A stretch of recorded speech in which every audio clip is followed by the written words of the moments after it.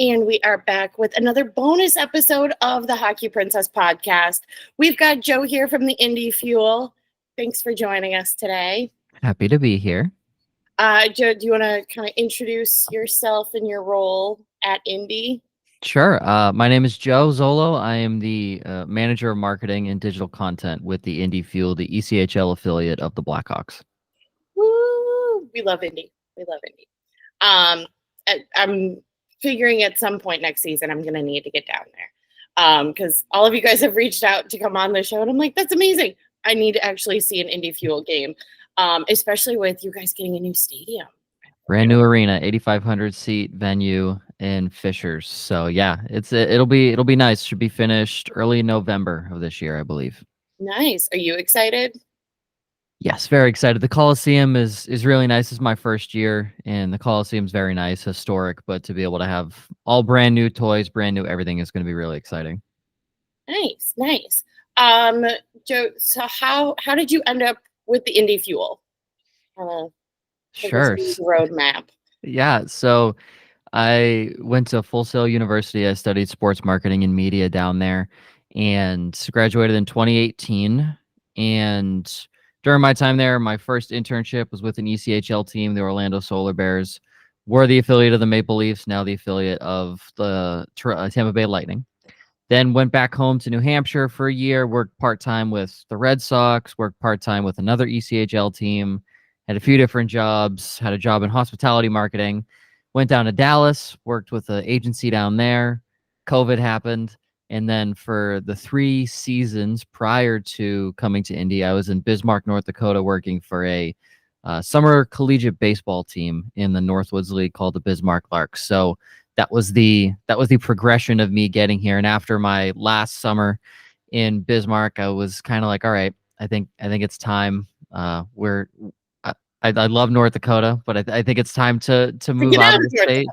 Yeah, I think it's time, and I felt like I'd outgrown that area in that role, and what I could do there. So wanted to try and always get back into hockey because that's what I really liked with my first internship. I really enjoyed working in hockey. So this is ultimately where I knew I wanted to end up being. So this opportunity opened up, found it on Teamwork Online, which is where most sports jobs are posted. Reached out to my now boss via email because that's what it said to do, and set up an interview. And like a month and a half later, I was hired. So nice. Did you want to get back to hockey just because there was something about working in hockey that you liked, or were you just like a diehard fan that like this was your sport that you preferred to work with? I never watched hockey growing up, ironically. I grew up in the Northeast in Boston, so obviously Bruins fan, but I never really grew up watching it. We were a big baseball, football household. My dad played football throughout high school, so we're big Patriots fans. My dad played baseball throughout high school and his youth as well, so we're big Red Sox fans. And then basketball I played growing up, so I was always a Celtics fan, but no one in my family knows how to skate. The biggest hockey fan is my uncle, and we never really watched hockey together. So I knew through my first internship, I was like, it's really fun. The nice thing, and I can say this working in baseball and outdoor sports, nothing really affects you weather-wise. So that's really nice. Whereas in baseball, there's no time limit. So there were games that lasted 2.5 hours, which awesome. But we set the record in the Northwoods League last year for the longest 9-inning game ever in Northwoods League history. It was like almost 5 hours long. So yeah, so there's days like that where you're like, oh, that's brutal. And then you have rain delays, and sometimes the weather's not great to you, and there's all these different things. And hockey is just very exciting as well. The atmosphere is awesome, especially in the minor leagues too. Many of these guys won't go on to the NHL.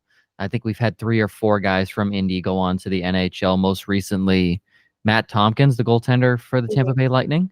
So most of these guys obviously still have that dream, but some of them aren't going to make it there. So just knowing like they're skating their hardest every night to try and get to that spot is always really cool. Where sometimes, we hear in the NHL, these guys are just going through the motions just to get to the playoffs. And then when playoff hockey hits, then they're really skating.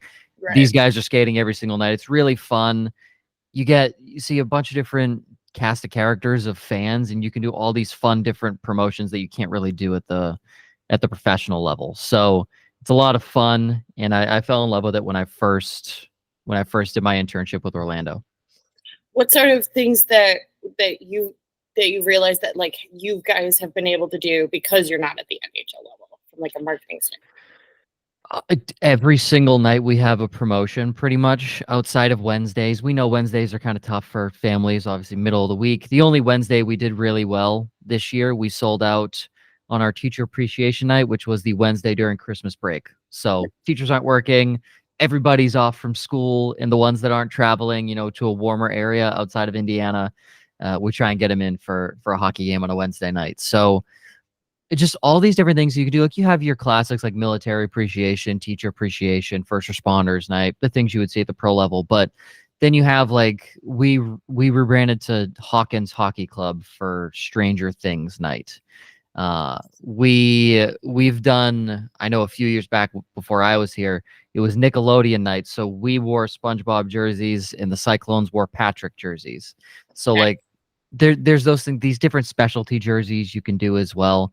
Like when we had our first responders and Made in America night, it was a digi camo shirt with a red, white, and blue fuel logo and red, white, and blue down the sides of the jersey. So these different things that you can do that you really can't do at that level. And then the access for fans to be able to access these players, I think, is a lot cooler as well. Mm-hmm. From, you know, some of these fans, some of the players know the fans' names just because of season ticket holder events, meeting them out in public because we do a lot of public appearances with our sponsors and partners. So it's a lot cooler from that standpoint, and you're really making a difference in the communities, like a big difference in the communities, especially with season ticket holders that are like really diehard fans of this team. The little things that we do and the little things that the guys do on the ice make a huge difference for the 5 or 6-year-old kid, or even the 25-year-old, recent college grad that's just a big hockey fan. Like they see them as these really cool athletes. So it's really cool from that standpoint to be able to mesh in the community a lot more than maybe a pro team would, just because a pro team has a pro team schedule. They have so much happening. Like they're playing 82 games, and their games could be Tuesday, Thursday. They're not just mostly on weekends. So we have that opportunity to make an impact in the community just a little more maybe than a pro team can from a player standpoint. Right. Connor Bedard cannot be on the ice for 82 games and out in every neighborhood of Chicago. Correct. As much as I wish for it to. As much as we wish. Yeah, absolutely. Awesome. That's my favorite question to ask. What has been like, this doesn't have to apply to Indy. It can apply to your internships or any other place that you've been at. Your favorite moment that you've had either behind the scenes as like a perk because of your job and / best moment at your job, like coolest moment. Good question. So something I miss, one of my favorite things in Bismarck, came in as a content person, came in as a fan engagement and content coordinator. And halfway through the season, our on-field host, she goes down with a strep throat. Like the morning of, she calls in, she says strep throat. And I've done play-by-play before. I've done a podcast for like 5 years prior to that. So I had been comfortable on a microphone, and the girl opposite her, love her, Kayla, she wasn't the most comfortable on the mic. It was her first year. She's like a really good entertainer, but she wasn't comfy on the mic. I was like, hey, do you want me opposite you to just be there as somebody who you can bounce someone off and not feel like you have to carry the whole show by yourself and have it feel awkward? Said yes, ran it by the GM. He was like, of course, no problem. So I go up there, and that was kind of the start of where I became a on-field host for 2 seasons in Bismarck. I went there for that one game, and then Kayla had to go for 3 games. She was going back home to visit family. I took over for those 3 games with our other on-field host, Meg, and the fans had asked me, they're like, hey, we want to see more of him. So that was really cool to kind of hear that immediate fan feedback. And just a couple other moments. In Bismarck, we rebranded the team for 1 game to the Missouri River Motorboaters, and it was my job to get that to go viral, essentially, to get as much merchandise sales as we possibly could. and we were anticipating like we were like we'd be happy if like $100,000 in sales by game day, which was 6 weeks from when we dropped the announcement. We're like $100,000. This name's awesome. Like we'd be really happy with that.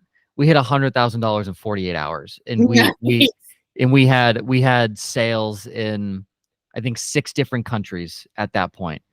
So it was insane, and by first pitch of the Motorboaters game, we were over $250,000 in sales, and obviously huge team effort, but it was really cool to see the work and the planning that I put in to kind of go into that, and a nice little tool in the tool belt, and then a bunch of different hosting moments from hosting with a former WWE like ring announcer, hosting with the guy who does 50 Days, 50 States, who had my job previously.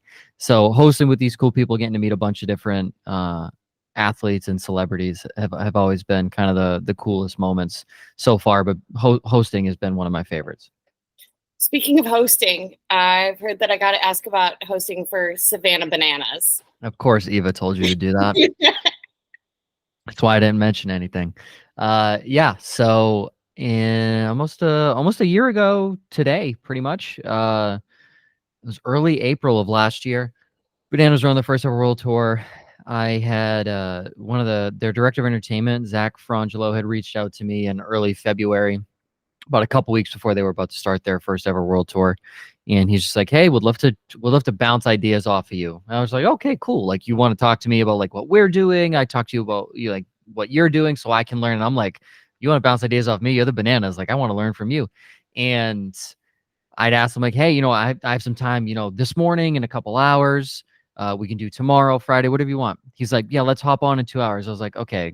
Eyebrow raise number one. He wants to get on very, very fast. We talk through, and it's mostly like for 20 minutes him just asking me questions about myself. And I was like, we haven't talked a lick of anything about baseball promotions, anything like that. And then he mentioned they're looking for somebody to potentially be an on-field host for them in their rotation, full-time, XYZ, all these different things. And he had asked, I was like, I mean, are you like seriously, you're considering this? As I was like, yeah, I would love to be, I'd love to go through the process and do what we got to do. And then about 2 months later, I was down in Savannah, and I got to host 2 games on their first ever world tour, that's probably the highlight, in all honesty. I was doing that, and it was really cool. It was really cool. Got to go down to Grayson, was in Savannah for almost a week, and was able to do what is really fun, and just act like a complete idiot and make people very, very happy. And I had one woman, they do a post-game circle, and it's called the Plaza Party, and all the athletes and the players and the cast go out there, and they're taking photos, they're signing autographs, all these different things. And one woman from Canada comes over to me and says, "You were my favorite part of the entire game." And I was like, "Thank you. I appreciate that." So those little moments where you obviously have no idea who you're affecting. Like, you have those big moments where you're in front of 4 or 5,000 people, and those small moments where you're interacting with these kids, I mean, people my age, parents, whatever it may be, and making those little moments happen. Like, there's kids asking for my autograph because I'm literally just there as the guy in overalls hosting for the Bananas. So somewhere, somehow, I've signed close to maybe 1,500, 2,000 autographs. So they're not gonna be worth much. So I don't know what the kids are hoping for, but the kids do have my autographs. And then something I took from, I think, one of their guys, Michael Deeb, he started getting signatures on his jersey, and I believe Dakota McFadden did that as well. And I was like, let me see if I can get the kids to sign my overalls. So I said, "Hey, I'll sign your ball. You just have to sign my overalls first." So I got a bunch of signatures there, and then this past year in Bismarck, I got a bunch of signatures from the kids in Bismarck. So like my overalls that I wear, I have about probably 500 kids' signatures on them, which is really cool. So, Are those the infamous Joveralls? what did she tell you? Those Yes, were yes. literally the only two things. Uh, Literally. yeah. Shout out to my buddy's girlfriend who coined them as the Joveralls. I had not. It's honestly, it was a great name. I'd never thought of it. I was just like, we had to wear overalls. We were the promo conductors because we were sponsored by a BNSF railway. So Okay. conductors overalls makes sense. And I was like, that's a great name. She came up with it. She commented it on my Instagram post one time, and I was like, That's it. that's pretty clever. So yeah, they've now been known to everybody as the Joe overalls. So yeah. Um, Now I've been dying to actually see one of their games. So I've only seen the Savannah Bananas stuff on TikTok like most people. Is it as crazy as it looks like on the social media aspect, like in person? Yeah, it's crazier, and I'd love to see it in a bigger stadium like they're doing with the MLB circuit now. But it's crazier, honestly. From they start every game at 7 p.m. from 4:40 when VIBs, which is very important, bananas start, and then they open their gates. It is a party from 4:40 until like 9:45 when they officially wrap everything up. It is a just straight. There's nonstop entertainment. It's a straight party, and it is so much fun to be there and witness it. I was obviously hosting those two games, but the first game I was behind the scenes, just kind of watching everything to kind Right. of take in and learn a little bit. And what they do is just it really is. It's insane how much they do what they do, how like they practice it all the time, the perfection that they go through, and if they're not happy with it, they don't do it. They wait till it's perfect, and they're always doing something new every single night. So yeah, it is as crazy as it seems on TikTok and all that stuff. So they do a great job. Cool. Um, what has been your favorite like city or market that you've worked in so far in your content marketing career? Cool. I mean, right now, Indy, not to be biased. I mean, I haven't had too many, but in college, I was doing stuff in Florida for amateur volleyball, which was a lot of fun because I grew up playing volleyball.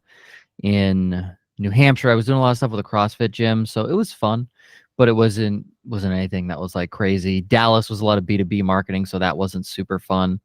And Bismarck was a good time, but it was mostly for the entertainment side of things, not so much the content. And here we've been able to have decent access to our players. We've been able to do some really funny stuff with them as well. And I've just had the freedom to where anything I want to make, I pretty much can because I have the final say. Nice. And it's really fun to see, where I have to get the exact numbers, but I believe we're the highest growing social media team in the entire league this year so far. And hopefully with 2 weeks left that holds, but we're like doing all those things and just seeing like knowing what I've thought of the last few years and in Bismarck, knowing what I wasn't able to do there because they play 72 games in 75 days. Their schedule's insane. Yeah, their schedule is insane. And we have one of the longest travel times of any team. The closest team to us before this past year was 5 hours away. So it was long travels for us all the time. So getting the guys aside, like they get back in at like 3, 4 a.m. sometimes. So like we can't get them for all these different things. We have a lot of sponsors we have to worry about as well. So knowing what I knew and just knowing that it could have been executed in Bismarck and now seeing that it's executed here, knowing I had the time and energy to be able to do that and see it pay off, I was like, okay, let's keep it going. And it gave me a boost of confidence of like, all right, we're doing this really well. So Indy has been a lot of fun because I've worked with IndyCar drivers, the other teams in the city. Only teams I haven't really worked with have been the Pacers and the Colts. Hopefully we get something working with the AAA baseball team here.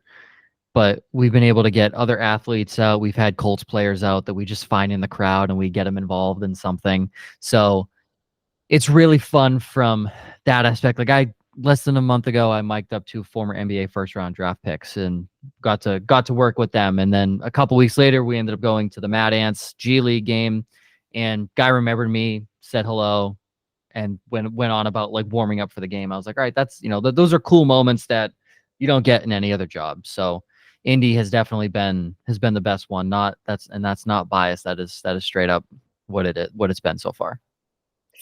Nice. As you guys go more towards end of season, going into postseason, off season, how does the marketing content kind of just pivot for you guys going into the off season without like losing the momentum that you guys have been getting in terms of growing? Yeah, off season's always tough because you're obviously not top of mind and you're not a pro sports team. So when the Blackhawks are in the off season, they're still the Chicago Blackhawks. They still have access to their players if they want them because they're under contract. They can still get their guys to do stuff, and they're obviously a giant organization that racks up content all the time with these guys because they have a plethora of people doing that content. It's myself and 2 interns that are able to capture all this stuff, and we don't have like a separate video crew that comes out to each game. We have photographers that come out, which are great, but we're limited in that standpoint. So it's even reusing some older content that maybe we thought should have gone well but didn't go well, or even reusing stuff that actually did well and just repurposing it on different platforms and stuff like that. And we're also, this off season we'll pump the new arena that's coming. So we'll do some like updates on the new arena and get some fun content there. Starting in probably in August, maybe even July, we'll start announcing players coming back and player signings. So that will start happening. But for like that lull of, let's just say we're out in the first round of the playoffs. That lull from May to like mid-July is a tough one where you're doing if you're ever active in the community. So if our mascot's in the community, doing stuff with him, maybe doing fun stuff with Nitro himself around the office, getting our front office involved in some stupid stuff, myself and Eva becoming the face of like that TikTok for a little bit. And we've had, my face has been on there, Eva's has been on there, other intern Kylie's has been on there, and just kind of doing that because as a sports team, I found you can't really take yourself too seriously, especially on a platform like TikTok. So getting on there and just doing stupid stuff that's going to resonate with people and just make them want to stay and watch stupid content from us is kind of the goal. And you're going to fail a lot of the time, and a lot of the time it's, content just not going to work, and you just keep working through that. No, okay, if that doesn't work, then how do we tweak it? How do we fix it? Or do we just get rid of it completely?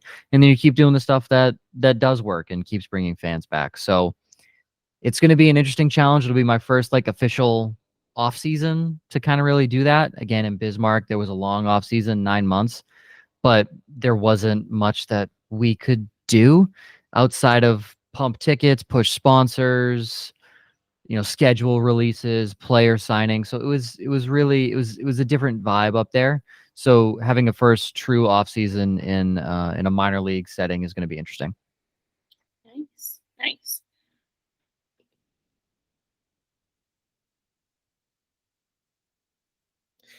So in terms of for next season, from a, again, marketing content standpoint, do you guys, how far do you, in terms of like plan out everything? In terms of promotions and all that stuff? Yeah. Promotions will pretty much be solidified and figured out probably in June or July. Okay. And because we'll know the schedule. We'll know the schedule sometime in late April, I believe. So we'll get the schedule then for the following season. So then we can say, okay, here are all the games that we have. What do we want to do on these nights? Like, when do we want to put Teddy Bear Toss? When do we want to put Military Night? All these nights that we know we're going to do. And then what are some fun new ones that we want to test out?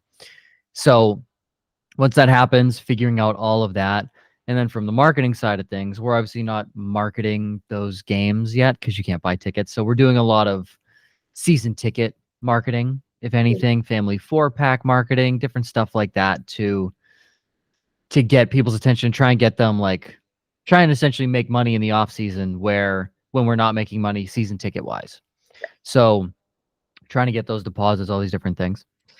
And when all of those promos are solidified, it's then building out, okay, what do we want some of these ads to look like? What do we want these graphics to look like? And a lot of the graphics also refreshing every year for what projected line graphics looks like, what the score update looks like, what the game preview graphic looks like, all these different things that we need to update and make fresh for the new year. So it's a lot of planning ahead and basically updating what we already have and maybe even adding on to what is already there and what we could do moving forward. So it's a lot of planning in the off season. A lot of that kind of comes in that May, June, July time frame. Because once season ends, you have a lot of people that just kind of want to take a breather for a sec and Right. just kind of not coast, but just be like, okay, We're done. we've been we've been grinding since October, even September. Let's just let's take a deep breath, relax for a few weeks, a month, go on your vacations, go see family, take some time. If you're not like me, I'm not from Indianapolis, so go on vacations, go home, see family, and then let's come back, feel fully refreshed, we're not burnt out, hit the ground running, kind of go from there. Cool. What promos, if you had a magic wand, what promos would you want? Like if you could come up with new ones that haven't been done before. Well, one I really want to do next year, based off a TikTok that went viral for us, is book talk night, and that is one that I truly am going to push for, because I didn't realize that there were those types of books for hockey out there. I didn't realize that was something. So there was a massive reaction on TikTok and even on Instagram as well from the book talk community when we put out the stretching video to the song Pony.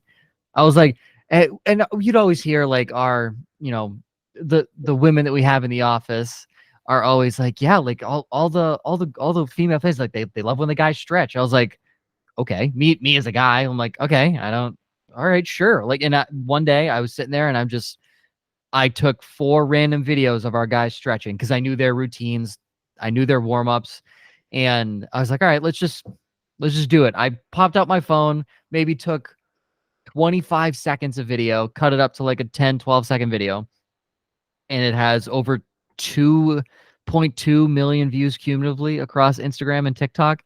And all the comments were icebreaker, all these different books that are huge in the like hockey book talk community. And I was like, this would be really interesting if we could get one of the authors out for a game and like have he or she do a book signing, and like that's fun. And then like it just keeps solidifying. Like we had a player appearance for March Madness. Our guys were just at one of our sponsors places for March Madness, and somebody brought their book Icebreaker to have our guys sign. And I sat there, I'm like, this is a joke, right? This is somebody's playing me. And no, like legitimately, like she brought the book for them to sign. And it was just so funny. I was like, okay, we have to do this next year. So I'm heavily gonna push for that one. And I'm always a fan of rebranding the team for a day for a game like we did with the Missouri River Motorboaters. The MILB does a great job with it. Where I'm from, the New Hampshire Fisher Cats rebranded to the Manchester Chicken Tenders for one game because the chicken tender was invented at the Puritan in Manchester, New Hampshire, which has the best chicken tenders on planet Earth at the Puritan. Shout out, Manchester. So those different rebrands, and again, like the Wisconsin Udder Tuggers was a rebrand, and all these different names where it's like it's a funny insinuation, Udder Tugger, these different things, but it's not hurting anybody. It's very funny, and it plays to like Wisconsin is known for cheese. All Right. right, well let's do something funny. With Bismarck, North Dakota, a lot of people like the Missouri River runs right through there. That is a massive, massive thing in the summer because you're inside for 8 months of the year because it's freezing cold. So you obviously want to go out, enjoy the closest thing you can to a beach in the middle of America. So people are on their pontoon boats. People are sitting on the sandbars on the river, and we wanted to pay homage to that. So it's Missouri River Motorboaters, and the logo is a pontoon boat, and the face is the motor on the motorboat. So like those little things that you can do to make them like make it special for the people around. And obviously I'm not very well versed in indie yet to kind of know the fun things around here that we could do to kind of play up a funny name. But you have there's a team, the Danville Milk Daddies. They're a summer league team coming. Yes, and it's All right. they're playing on the Field of Creams. Like they've done so much to like play into that. The Portland Pickles do a fantastic job, and I I, I want to bring that to hockey because I don't think hockey has that yet. And since the Cincinnati Cyclones do a great job, they rebrand to some great stuff every single year. But I think there's the laugh factor missing in hockey just a little bit. So if we can get that here to just for one game, like we've rebranded to the Indianapolis Racers, older team here, people loved it. That's the historical aspect. What can we do that is going to get a younger audience out here per se? Because that was our goal with the motorboaters when we did that. Baseball's a dying sport because their demographic is literally dying. That's just what it is. It's an older demographic, 60s, 70-year-old, mostly men that are just older because the sport is slow. There's no way around it. The sport is slow. Yeah. And you have, I mean, even people my age of 25, but especially these younger kids. When I was growing up, kids were quitting baseball to play lacrosse because it was more fun and it was faster pace. So what can you do to get a younger audience involved? And we had with those orders, we had an influx of kids and young adults that were so excited to like buy a jersey and like watch the team and follow this. So, and you can see that with the Bananas too. Funny name, making baseball fun. Kids love it. So anything you can do to model what the Bananas are doing, they're pretty successful. So just following along those lines of what that is really good. But promo wise, I've seen a lot of things under the sun. I'd have to really sit down and like think about like what would be really, really cool. But I think every team should buy into something locally where you can turn one of your local historical pieces or like something that's like local and like meaningful to your fan base into something like funny that everybody can get a good laugh. And obviously not everybody's going to get a good laugh. Somebody's going to be offended. We had that with the motorboaters. But when the like 99.9% of people were writing at us like, this is hilarious, this is awesome, the color scheme is fantastic, we want these jerseys, doing something like that, I mean, as a marketer, is a dream because people are talking about you for free. You don't have people are talking about you for free. That's the best The part. work does it for like it's selling itself. Yes, and we had said that when we did that, we're like, we just need one person. We need one big outlet to talk about us. And John Boy Media, Talking Baseball, retweeted us about 2 hours in, and it was their most viewed post that day with 1.4 million impressions. I was like, that's all we need. And by the time John Boy, about like an hour or so after John Boy got attached to it, we were averaging 8 orders a minute. Our website was crashing. It could not handle the orders.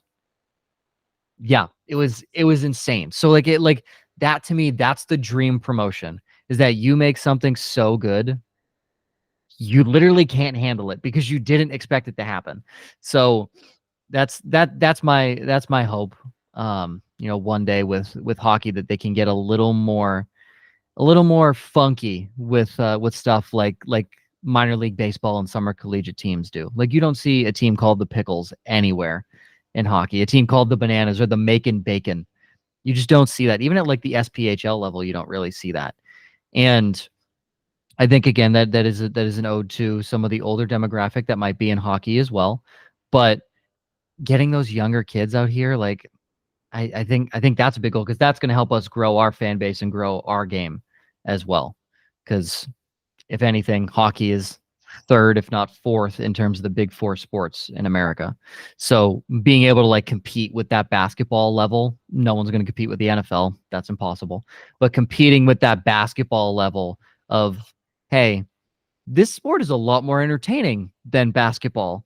Uh, and I'm a big basketball fan. I love watching playoff basketball. But when it gets down to it, hockey's a more entertaining sport than all three of them. And you could argue at the highest level of hockey, it's better than the NFL at some points. But you just have to show that because, again, it's a sport where the Northeast, Minnesota, and Michigan, you're not seeing people in Texas really skating in the winter because it's not a thing. You're not seeing people in LA skating in the winter because it's not a thing. So how can we get those warm weather, warm climate areas. I mean, even Indiana is not a big hockey area, even though there is a winter here. So how do you get those different areas to buy into more hockey? And it's a sport that is obviously expensive to get into, but how can you just get people to become fans of it because it's really entertaining? I definitely would agree that I think it's the older crowd in hockey, not so much the younger crowd. Because I remember, I think Rockford did it this year, as well as the Chicago Steel. They had their Eras Tour night, and I Yes, that's remember perfect. all of the older crowd was just very grumbling, angry. I'm like, who cares? It's fun. I We've say this as yeah. someone who has an entire bin of friendship bracelets for hockey players. And I'm not even a Swiftie. I just like making bracelets. But I'm like, who cares? It's fun. That's what this should be. We've had that. We've had people say, I'd love to see more hockey and less promos. It's like, well, we're in the minor leagues. And to be frank with you, the hockey's not going to sell to the casual fan. Right. The promos are going to sell. And something we did talk about that nobody take this idea, but I said we should do, because we have a bunch of Swifties in the office. I said we should do an Eras tour, but with 4 jerseys that night. So you have a warm up era, first period, second period, third period era. So it's not just. Yes. I was like, I don't want to say it's a great idea, but I think it's a great idea, It is a great idea. and I think they would sell. I'm just saying, I think they would sell because then you have.